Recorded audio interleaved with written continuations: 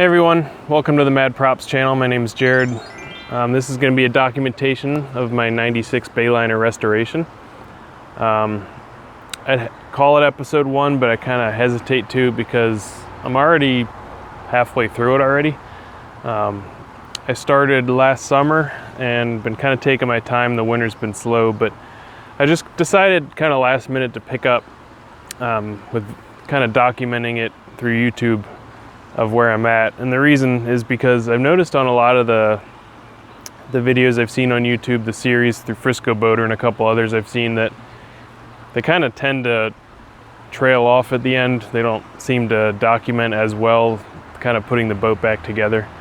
That being said, they're still great and very informative. I mean, Frisco Boater's video series is really the main reason I decided to take this on in the first place. Otherwise I would have been totally lost.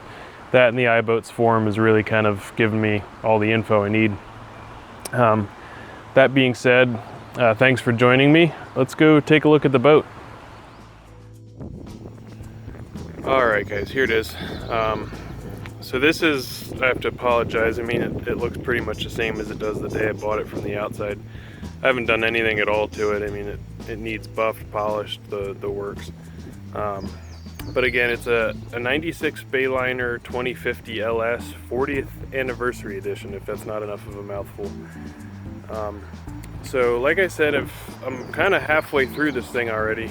Sorry about the traffic here. I'll put a link in the description below to the Iboats thread I have going. So if anybody's interested in kind of seeing the product or the process up to this point. But it's basically been a total gut. I've ripped out the entire interior, ripped out the floor, stringers, transom, everything.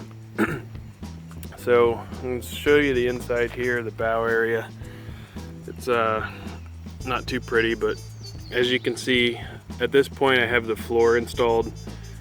Right now I have 2 layers of 1.5 ounce chop strand mat on the floor.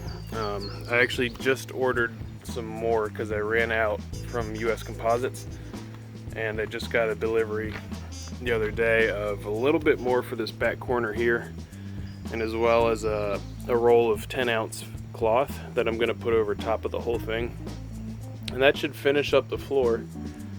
Then my next step is going to be, I bought 2 more full sheets of MDO plywood. I'm going to pre-coat those in a layer of resin and 1.5 ounce CSM, and from there I basically have to start making templates for the seats. The seat base that goes from this side over to where I'm standing. Any kind of dividers back here I'm going to put in. I haven't 100% decided what the back's going to look like here, but one thing I want to do that's different than this boat was and my Stingray over here, they basically have a sun deck that runs the whole way from one side to the other, which is nice, but every time somebody wants to get in and out of the boat to tube or water ski or just go swimming, you have to step on top of that sun deck. And as proof of the problem, on my Stingray over there, that vinyl on the back just rips at the seams because everybody's just constantly stepping on it. So I'd like to try and figure out a way where I can have like a third of it flip over upside down to like a piece of wood or something to step on other than the vinyl. So there's definitely a lot of decisions to be made yet. The front bow area I'm planning on putting back together basically the same that it was. But again, I really like the interior of this boat. So if you go back and see some of the pictures or YouTube or Google it, you can see what this boat looks like from factory.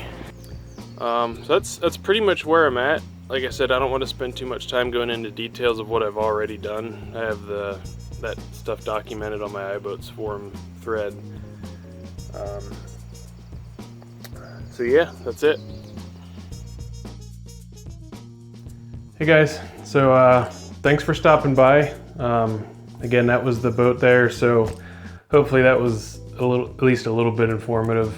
And again, this is my first video, so I'm sure it's terrible. Hopefully they continue to get better from here on out, not the other way. And no, I'm not trying to shoot this in as many places as I possibly can. Somebody's running a chainsaw outside, so it's a little bit noisy. So yeah, that's the boat, that's where I'm at. The floor is basically done. The next step is going to be the 10-ounce cloth. Finish that up, and I'll move on to making the seat box templates and things like that.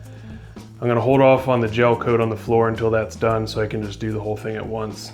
And before I do the gel coat, I plan on actually making up some fairing compound with some polyester resin and some glass bubbles.